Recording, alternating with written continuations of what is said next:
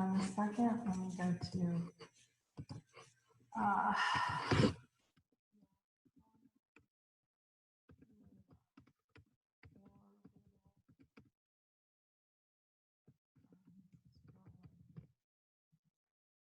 why am I not getting Jeannie on the phone?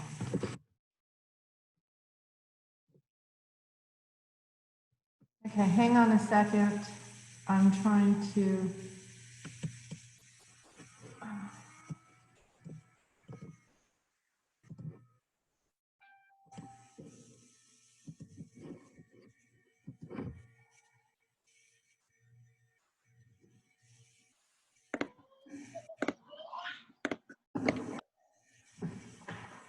Okay, we're connecting to Facebook. Hey everyone, it's Michelle at Resonant Essentials. How are you doing today? Today, I want to introduce you to our in-house astrologer, Johanna, and I'm going to give you a little bit of information about how Johanna came to me. She popped up one day and she said, "Are you looking for an astrologer?" And I said, "Hey, do you want to maybe substitute?" And in case, because we had an astrologer at that time. And ironically, within weeks, that astrologer had to leave, and Johanna became a permanent fixture in our work and in our hearts. Welcome. Thank you. What can I say? It just sort of happened, like perfect timing. It really was. It really was.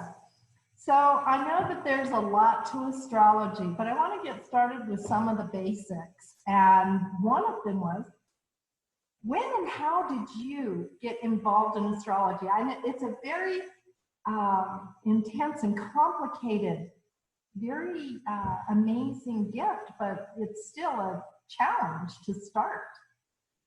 Definitely. And I think when we all have astrology come into our peripherals, it's through sun sign astrology, through magazines, or your daily horoscope. And I was lucky enough to really start studying it when I was only 10 years old.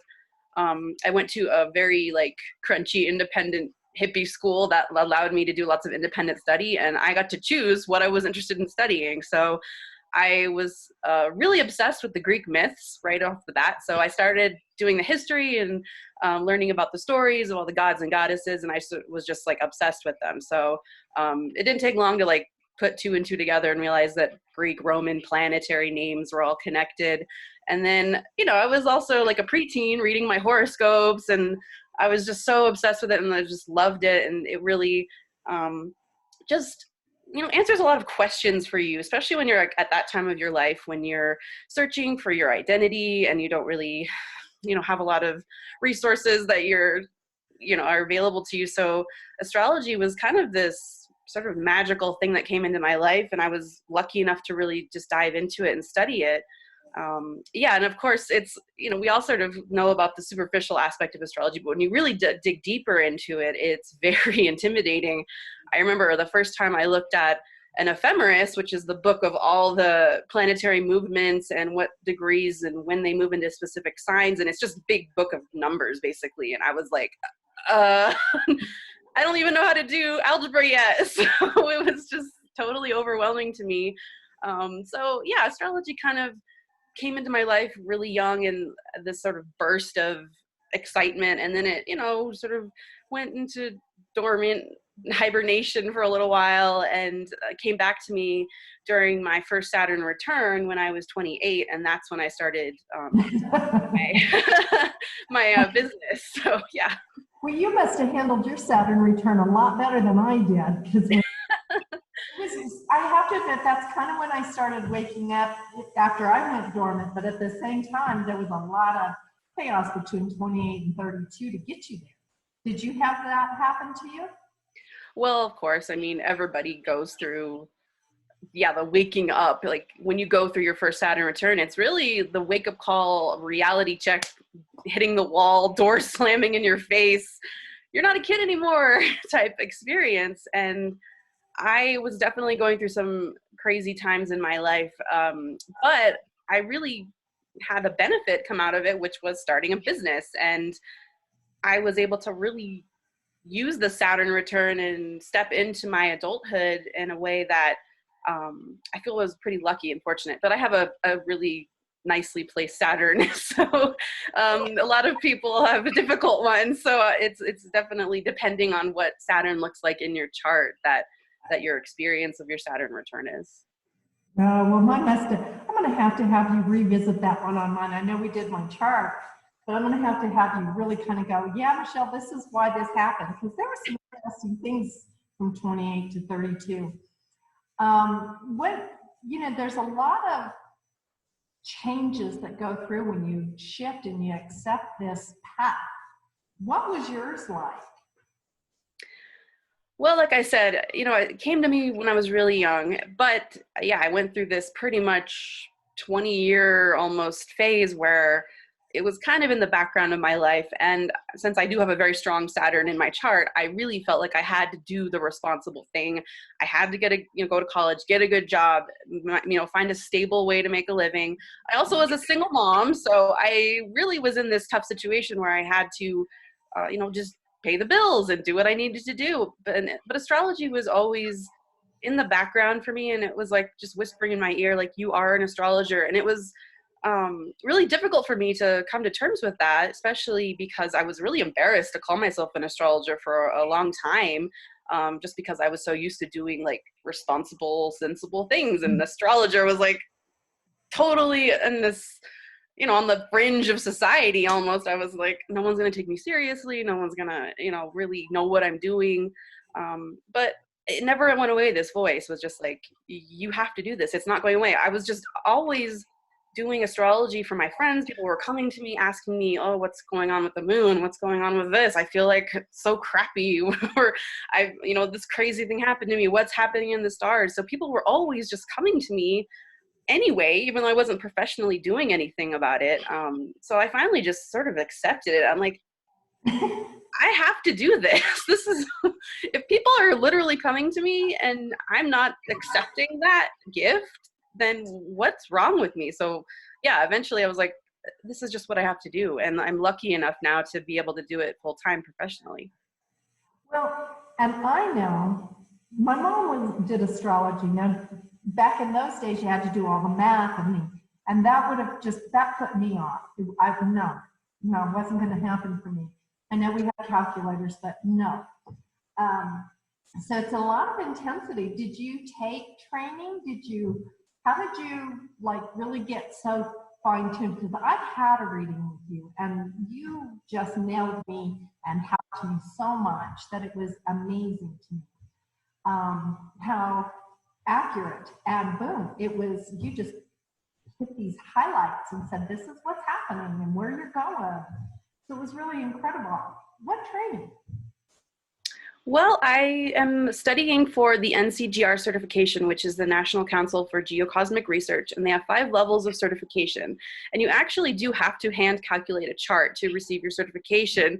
So even though, yes, we have computers that do it for us now, yeah, but I really feel like there is some value in digging into the math and being able to know how historically astrologers were looking at the planetary movements and the stars. I mean, they were called the wandering stars, so they were tracking their movement across the sky and looking at the books of houses and the ephemerises and using your calculator to calculate exactly where your house placements are in your chart. It's a very eye-opening and humbling experience, and I feel like everyone should have a good solid background when you become an astrologer, to make sure you know how to do these things. Even if you're never going to do it, you should still have the background in the study to do it. So yes, that's one of the ways that I'm becoming certified, is to take the NCGR exam. I've also studied with 2 mentors. Lynn Goldberg of the Online Astrologer, she's wonderful. You should look her up. She lives in Durango. And Anne Ortley, who is a very famous, renowned New York astrologer. She was my mentor, and I took a workshop with her through the Organization of Professional Astrology. So I'm highly connected between, I've worked, I've volunteered, I've attended a bunch of different conferences in the past 3 years when I started going professional, just because it's important to know who your peers are and to know who is the the main minds of astrology and who is leading the world of astrology right now. So yeah, I'm pretty connected right now with my mentors and my organizations, and yeah, also running my own group. So. And I want to get to that group in a bit, but what I think is just fascinating is that you changed your name of your business to Orbital Astrology, and you do something that is so unique that it totally blew my mind. I sent you a little, is this what it is? And you went, yes, this is what happens, and how to unlock that. Can you explain to everyone a tool that you use that probably no other astrologer would think about, but is amazing? Well, I use a hula hoop actually to enhance the experience of astrology and to tap into people's energy in their natal chart and to express that energy. And yes, as far as I know, nobody's doing that. There are some really cool yoga and hula hoop hybrids and astrology and yoga hybrids, but no one's done the astrology and hula hoop hybrid yet. So that's what I'm doing right now. And I've really found that the symbolism of hula hooping and the symbolism of the planetary movements are very similar. So that's where I came up with the name Orbital Astrology, because in my program, it's called Create Your Own Orbit. And that means, you know, empowering yourself with the energy of your chart to bring that desire and that energy into your life in the physical form. So astrology is so much on the page and on your computer and in the stars, and I really wanted to take it to the next level and bring it into your life, make it alive and physical and something you can touch and feel and breathe and really experience. And you know, you're sweating astrology when you do orbital astrology. So and yeah. I have my hula hoop. I got my hula hoop here. And for a reason, and it's true. It's core strengthening and it's releasing and refreshing. It is. If somebody wanted to get a orbital reading, or even if they just wanted to do their natal chart, say they're not totally into the whole hula hoop thing, because I want to bring you in and have a class on orbital hula hooping. But what do they do? How do they go about getting a reading with you on that level? How do they, what are the different readings? How much? That kind of stuff. Sure. So you can also go to the Resonant Essentials website where you can click on practitioners and my name is going to show up there. You can book a reading with me. I am doing natal chart readings for an hour and that's $75. I'm also doing sort of half-hour readings if you want to come in and sort of do a quick look at your natal chart, or if you want to look at transits that are happening currently in the sky, that's a $45 reading for 30 minutes. And also, I have a 30-day program that I'm working on where I have a consultation with you. I look at your chart, I identify what energy is the strongest, where your challenges are, what is most likely to show up as archetypal energy through a hula hoop. And then I custom design a hula hoop for you and mail it off to you, or if you're local, then I can get it to you. And then I have a 30-day program we go through where I teach you how to hula hoop. I talk about astrology. I tell you about the archetypes and how that shows up in your life and in the hula hoop. And that is a $250 program for 30 days. So yeah, wow. You can, yeah, so you get all that stuff and then you get to learn how to hula hoop too. So that you can get through my website, orbitalastrology.com, or you can find me on Facebook, Orbital Astrology. You can find me on Instagram, Orbital Astrology. And yeah, I'm pretty much on all the social media and on, you know, thanks to you, Resonant Essentials website. And we love having you. We absolutely love having you. But now I want you to put a plug in for all the astrologers or the people who are working at becoming an astrologer. You have a group. Yes, I do. There is a group here locally in Albuquerque called Albuquerque Astrology Friends, and we've been around for about 3 years, and it was formerly a meetup group, and I was sort of handed the reins to revise it and recreate it as Albuquerque Astrology Friends, and it's open to anybody who's interested in astrology. So if you want to learn astrology, if you are a professional astrologer, if you have years of study, but you just like talking about astrology. We have all levels. We have, professional astrologers. We also have students of astrology and people who have never joined a group or never, even had a reading before, but just want to learn more about astrology. So it's a very casual, inclusive, open group, and we meet every third Saturday of the month at 3:00. So we are just, out there. And if you're interested, definitely, we're also on Facebook. So just search Albuquerque Astrology Friends. And we're on Instagram too. So. Well, and make sure you guys know that what they're offering to teach us, and if we join this group, is for those of us who don't want to do math, but want to learn about astrology and understand it better. But there's also, we're hoping to bring your group into Resident Essentials so that you guys have a steady place to meet and start building that connection, and so that's local. What about, what information do people have to have? I forgot to ask you this. If they wanted to get a reading for you, say somebody who's watching this right now has absolutely no idea what's needed for a natal chart or their progressives, what would be the best way? Can they go to Orbital Astrology on Facebook, and then what would they ask you? Or they could go to residentessentials.com and connect to you there. But what do they need? Well, the most important information you need to get to me or any astrologer is your birthday, your birth time, and your birth location. So most people know their birthday, and most people know where they were born. The time is the more complicated and more difficult thing to find. So if it's not on your birth certificate, some of us are lucky enough to have baby books that our moms made for us or somebody made for us, or, contact somebody who was present at your birth, or talk to your mom or whoever you may be able to contact to just get that time, because it's so important to have a correct time as an astrologer, because that creates the entire chart. It's the basis of your chart. It's going to tell you what your ascendant and your rising sign are.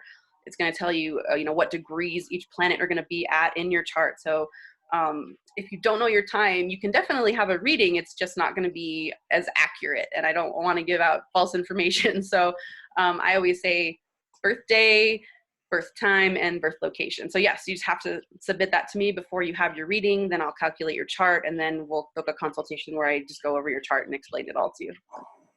Well, and I hate to say this. I know that my sister did this. She wanted to get her daughter, who was really smart, into school early, and she changed her birth certificate.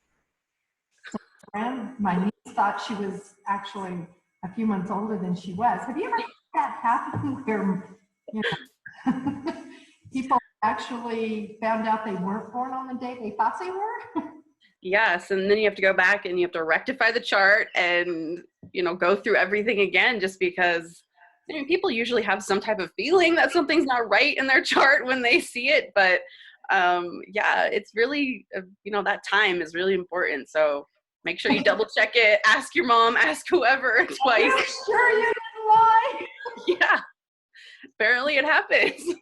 Well, it does, because I happen to know that a friend of mine had a cousin in the birth records in Santa Fe, and she gave birth a little earlier, and in those days that was not done. So they changed her to a month later. Oh my gosh. Her mom finally confessed, and she's like, I wondered why my chart didn't look right, my numerology wasn't correct, all these things really changed on her. So thank you for that. I think that's pretty hysterical. I'm quite certain there's some stories out there people would love to give you. But they have to access you, and that's through residentessentials.com, through the practitioners page, or you can go to Orbital Astrology website, Facebook, and Instagram.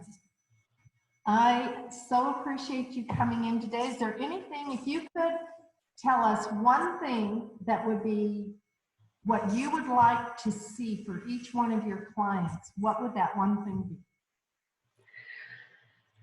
Well, I would say either empowerment or inspiration, just because your chart is the source of your own power. And I want people to look at it as not something that's, oh, something, it's this description of something that's limiting me or something I can't do, or, oh, you know, I have this terrible thing that's in my chart. No, I want you to look at it as something you can work with and be aware of and find the power in your chart, because even the difficult aspects can be very powerful in creating action and direction in your life. So I guess that's more than one thing, but yeah, empowerment really. Right. That's awe-inspiring, and I agree, because it really made a lot of sense. I remember the first time I had my natal chart done, I was like, oh, that's why. And it did give me hope for my future. Yeah, yeah. You know, I was really blown away with why I chose this life, and I really found that astrology, more than anything else, gave me a really good grounding on that. So to all of you astrologers, thank you for the work that you do, because it's amazing. Let me ask Jeannie if there's any questions. Does she have any questions?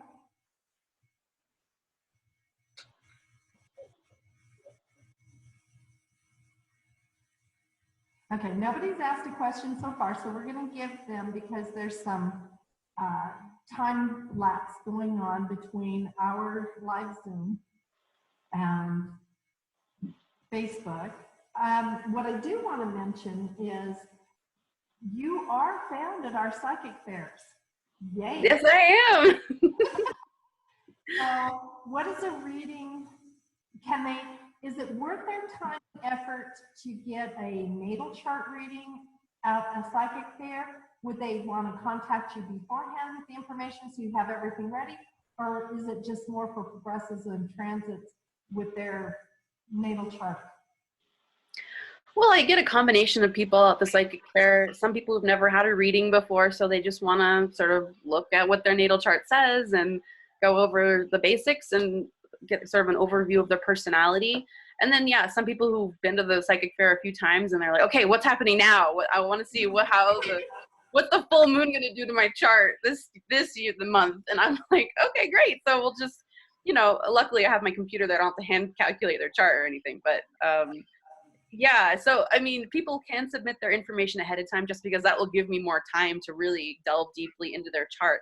But for the most part, people are kind of understanding that what I'm looking at is like on the fly. So you guys are very helpful, and the psychic fair is an awesome place, an opportunity for all of the practitioners there. So I thank you so much. No, we're glad to have you. We do have a question. What's our question?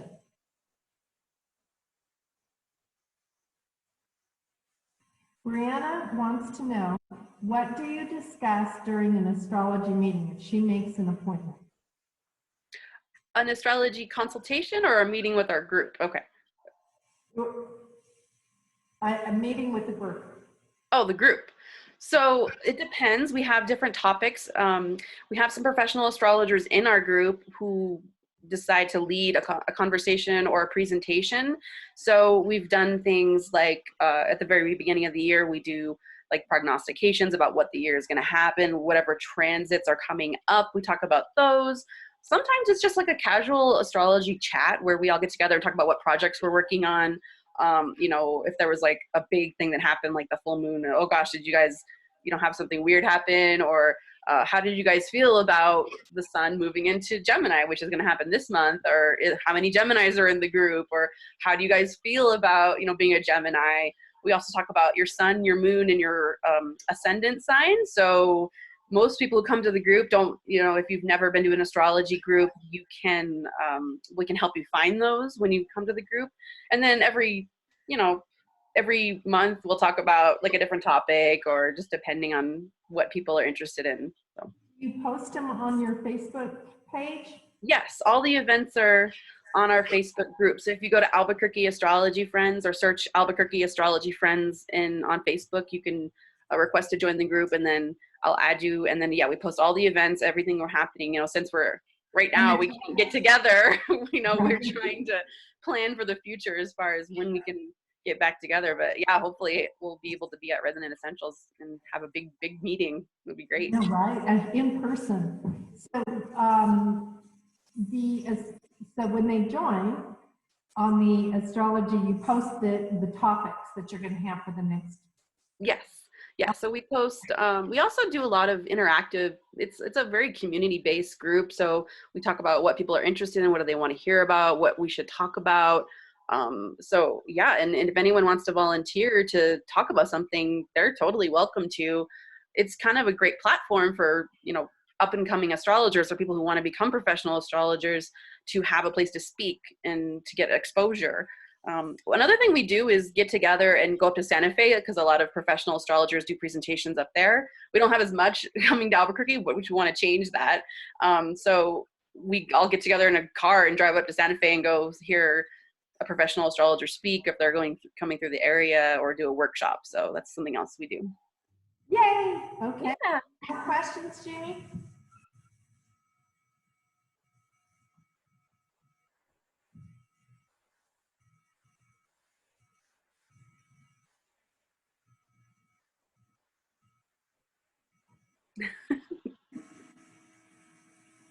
Yes. Let me ask Johanna.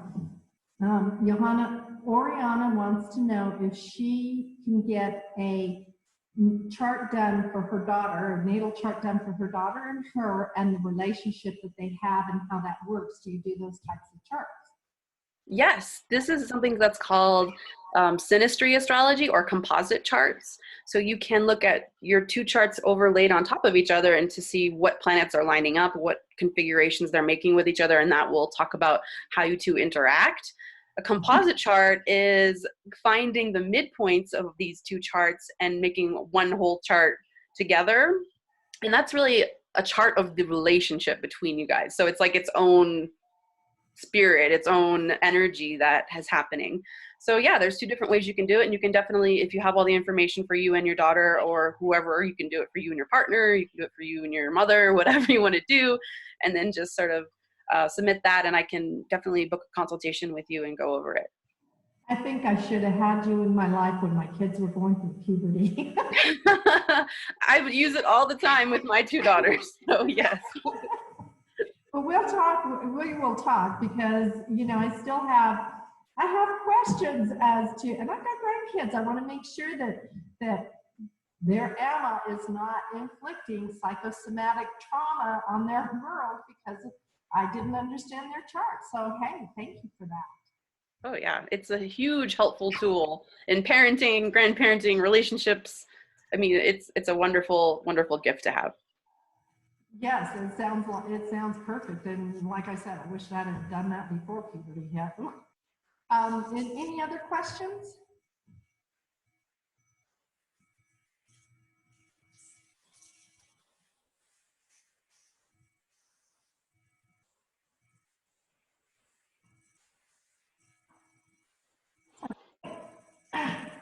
So Jeannie wants to know, through astrology, did you see the pandemic coming, and do you see an end to it? Is there something about, is it going to be dead and then reborn? Is it? That's the $24,000 question, right? Astrologers, yes. That too. So yeah. Astrologers have been talking about this configuration. It's called the Pluto-Saturn conjunction, and it happens very, very rarely. And it only happens in Capricorn, which is what happens starting in January, every 200 years or so. So it's very, very, yeah, it's a big deal when these two planets come together because they move so slowly. So when they line up, they're right next to each other.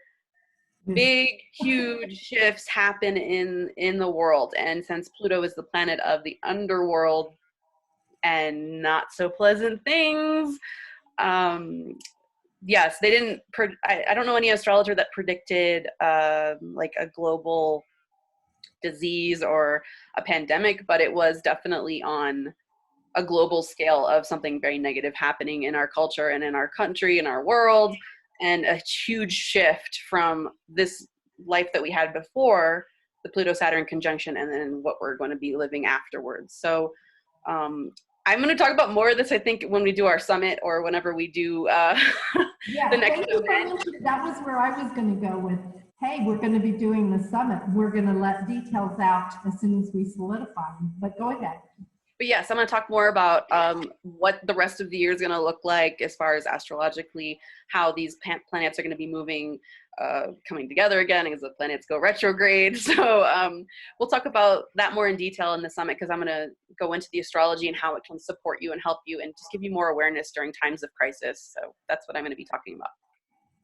That's great. Thank you so much. Did that answer your question, Jeannie? Yes, thank you. I didn't answer it.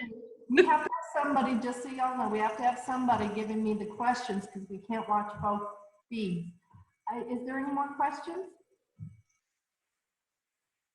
Okay, so that's it for our questions. I want to thank you for coming in and doing the 11:11 hour for our interview. Tomorrow will be Janet De Jesus, but today we have the lovely and intelligent Johanna Radar of Orbital Astrology. Thank you so much, Johanna. You're just amazing. Such a gift to Resident Essentials, and we so appreciate your work. Well, thank you, Michelle, and I had a great time. And yeah, it's just really fabulous to be part of Resident Essentials, and you run a great program and a great space. Oh, thank you. Together, we will solve the world's issues. All right, I'm going to shut down Zoom for now, and I will get back with you because we have some other things to discuss. And Jeannie, thank you. Bye to everyone on Facebook.